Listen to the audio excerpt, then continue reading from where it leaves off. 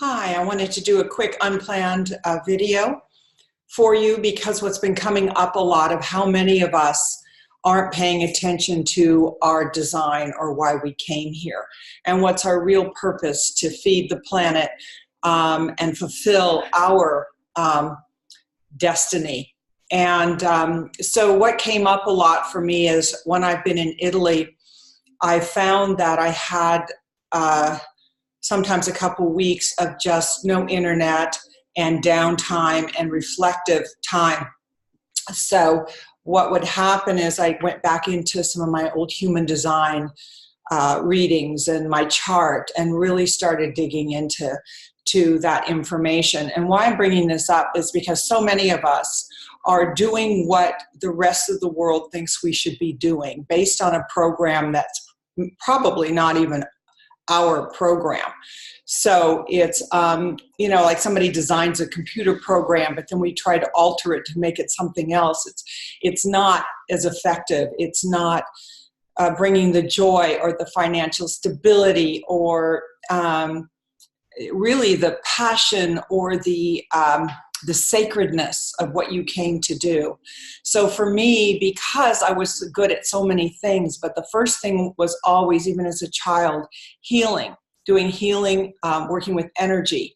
And that's very much in my profile as a projector. I'm feeling the energy around me. I know what to do. I sense what's happening on the planet.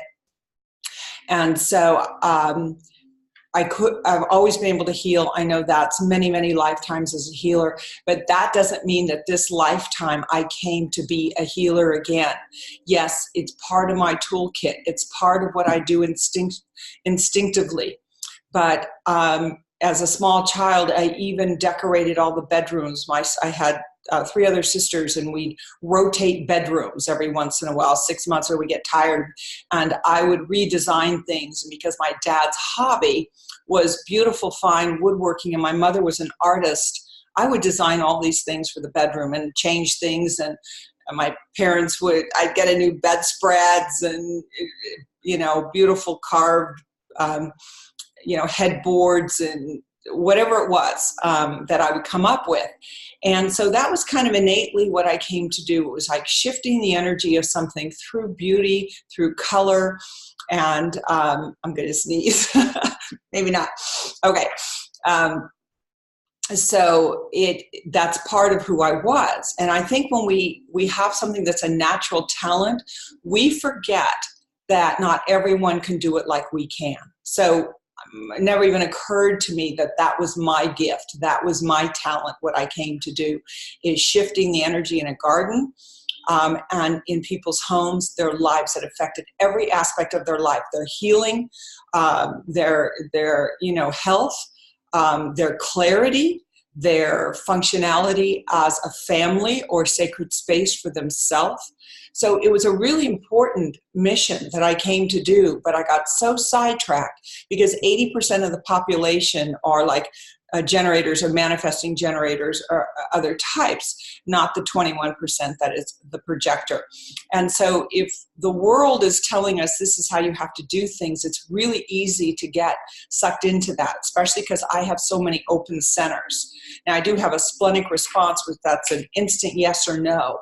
And if you don't know your type of human design, I'll give you a place to go for your free chart. What I will suggest is once you look at it, that you contact me and I can match you up with who I think energetically, based on your chart, who could really feed you. Because I'm not doing this anymore. I studied it for a few years, but I saw it was one more thing I was good at and got excited about, because I suddenly saw how I was operating myself incorrectly based on what other people thought I should do or who I should be.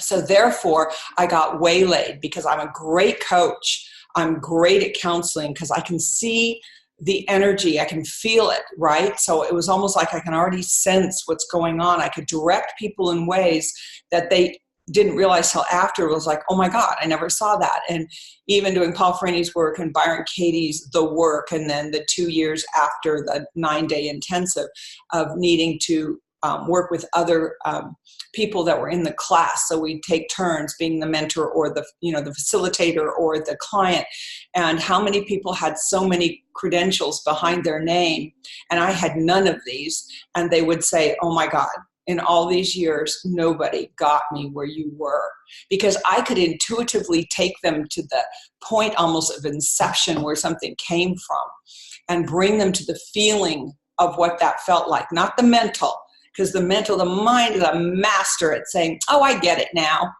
And that's just hijacking your potential for growth, for healing. You can't get it with your head. You can't heal with your head. You have to go into that aspect of the self and heal at that level for when you first felt it, what those feelings were, and then totally shifting that. So once we do, I found the story of my life dramatically shifted, like the chapters of my book of life were completely different. So when people say you can't change the past, that's not true. You can change the past.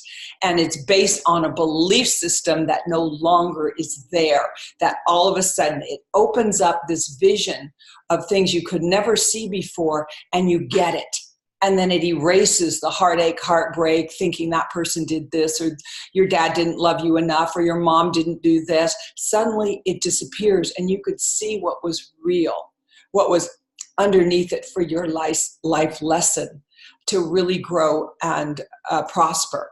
So what happened, because like many of us, for me, I was good at many, many things. And therefore, I would get excited about all these modalities and what I learned next. And I wanted to take them to the world and help everybody else that I could see was struggling, that I could feel was struggling in this human dimension.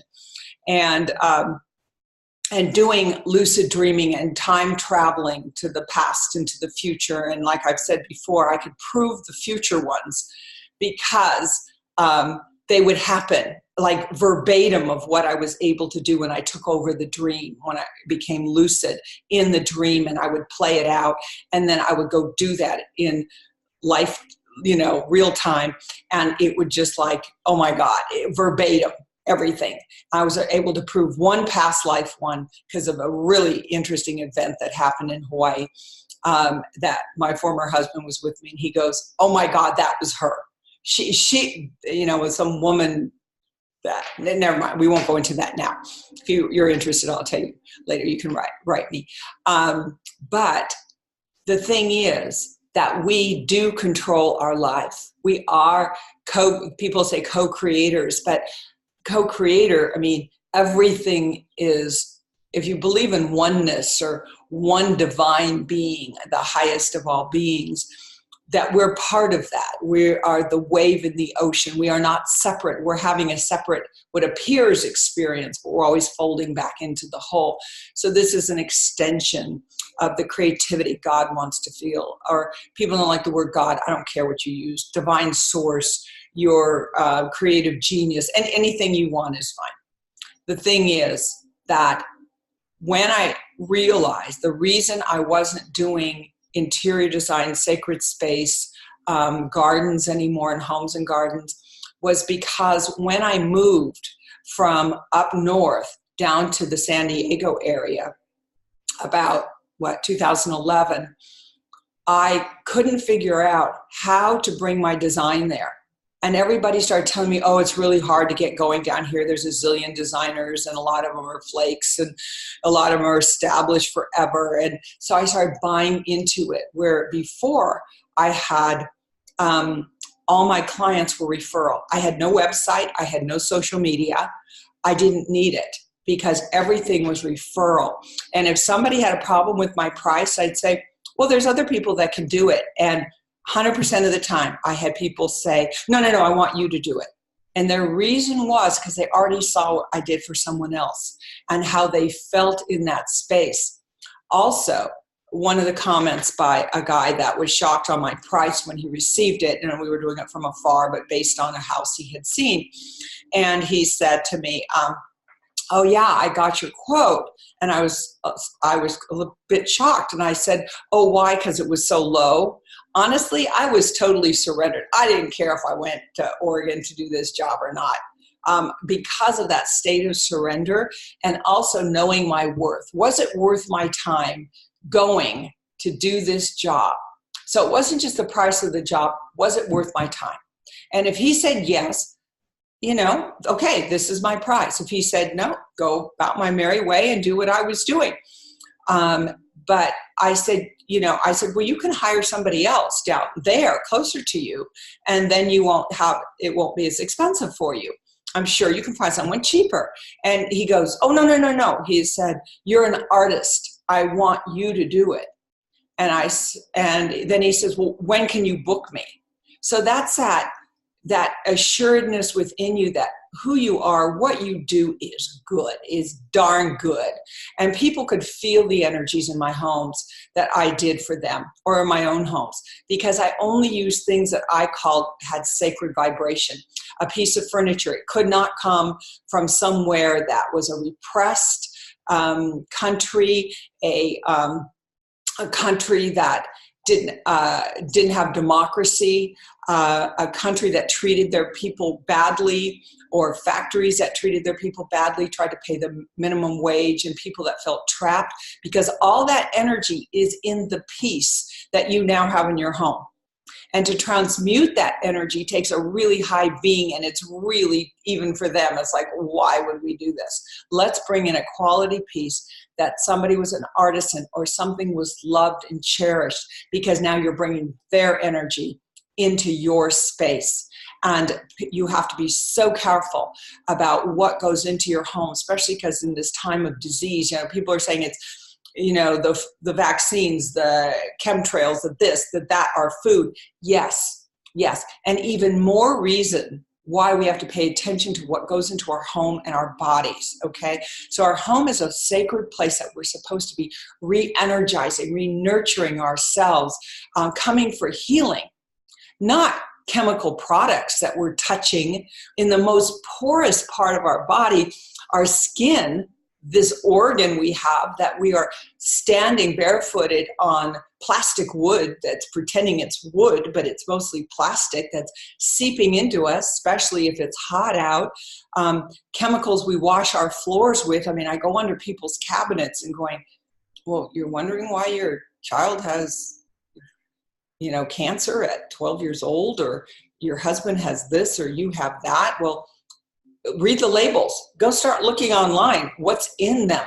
There's so many organic products that are phenomenal, that actually when you walk in after using them, they feel good. And for myself as a projector, when I go into somebody's space, it's a chemical house, or a house that the energy is low because people bought cheap things, it literally attacks my being, because I'm a highly sensitive person. And even if you're not, even if you're, say, a generator that has more of a closed aura, it's still on an unconscious level affecting every aspect of yourself. And why would you want your little baby to be crawling on a carpet that has synthetic plastic in it and chemicals?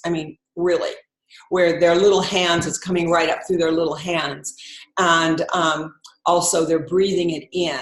And we have to think about what's going into our homes. That's why in my design, I always had really careful about who did what. And when I painted, because I also was trained in Venetian plasters and faux finishes, because I just felt it brought a deeper sense of well-being and beauty, just even if it was subtle.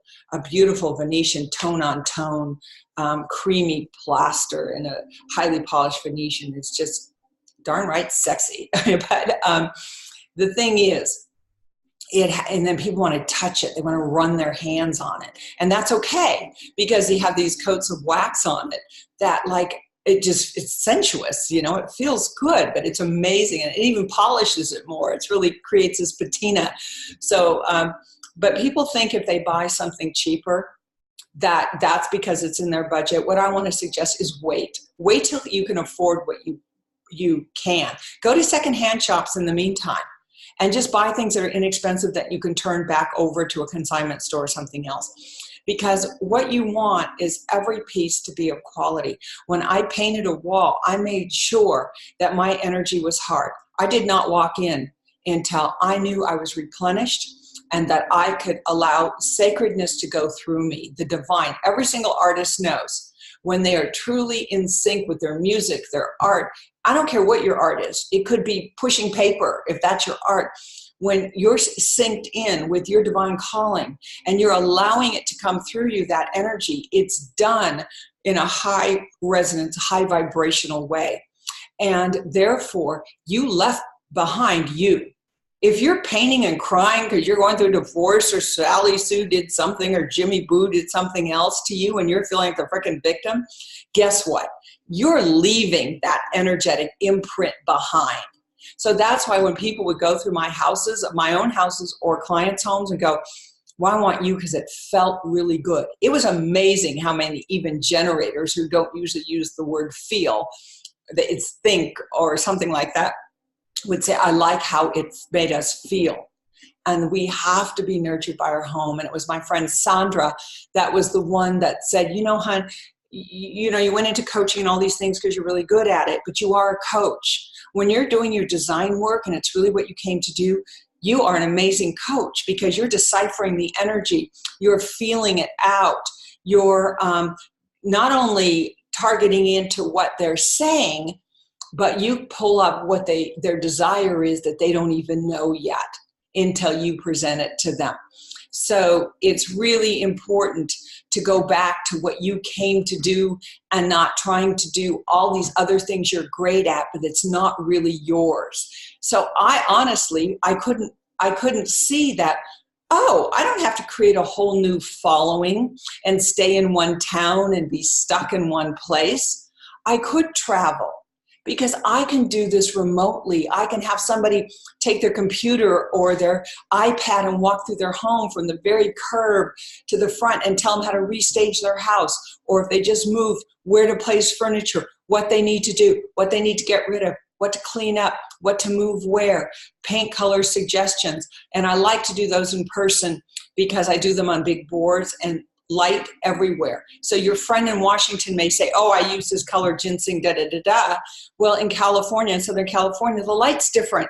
Or back east, the light's different. So guess what? It's not the same.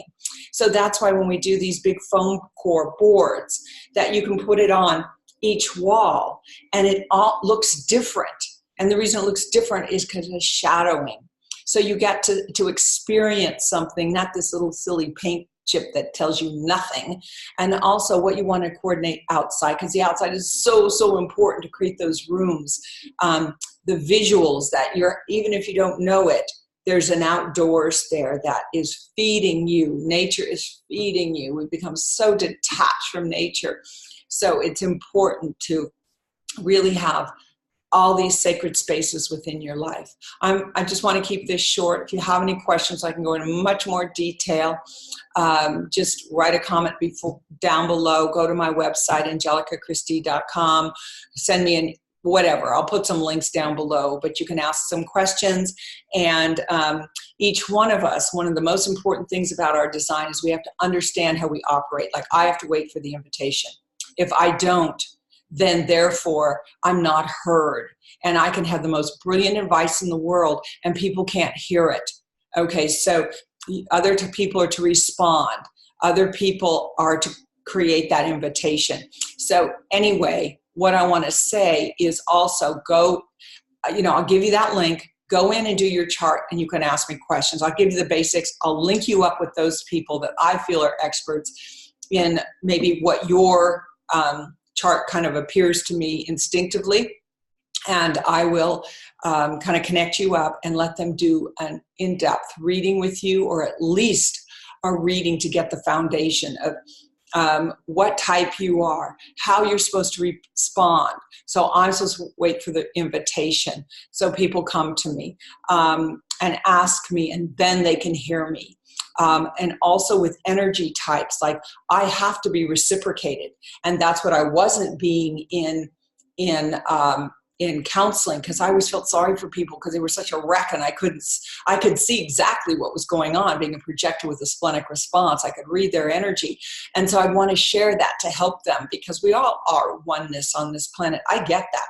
But we're also, if we don't receive back, if I wasn't equally getting back, I burn out. okay, as a projector. I totally fry myself, and it's to my detriment, and I see my batteries going out, so I'm going to have to get off. But we want to respond in the proper way, and we want to say, you know what, I hear you don't have the money right now, but what energetically can you do for me in return? Because it's vital for each one of us to knowing our self-worth. So my computer's freaking out, so I'm going to close here. Okay. End meeting. Here we go.